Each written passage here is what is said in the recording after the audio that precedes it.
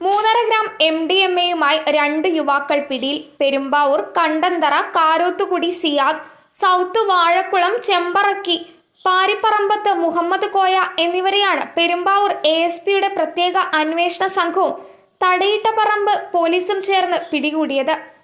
Chemparakki BH നഗറിൽ മുഹമ്മദ് കോയ താമസിക്കുന്ന വാടക വീട്ടിൽ നിന്നാണ് ഇവരെ പിടികൂടിയത്. ഈ വീട്ടിൽ മയക്കുമരുന്ന് സൂക്ഷിച്ച് വിൽപ്പന നടത്തി വരികയായിരുന്നു. ജില്ലാ പോലീസ് മേധാവി M ഹേമലതയ്ക്ക് ലഭിച്ച രഹസ്യ വിവരത്തെ തുടർന്നായിരുന്നു പരിശോധന.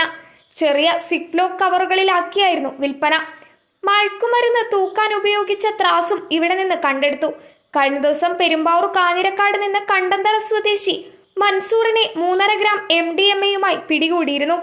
Perumbavoor ASP Shakthisingh Arya, inspector PJ Kuriakose, SI Unnikrishnan, ASI-മാരായ KA Noushad, PA Abdul Manaf, senior CPO-മാരായ വർഗീസ് വേണാട്ട്, TA അഫ്സൽ, ബെന്നി ഐസക്, അൻസാർ, സുസുമി എന്നിവരാണ് അന്വേഷണ സംഘത്തിൽ ഉണ്ടായിരുന്നത്.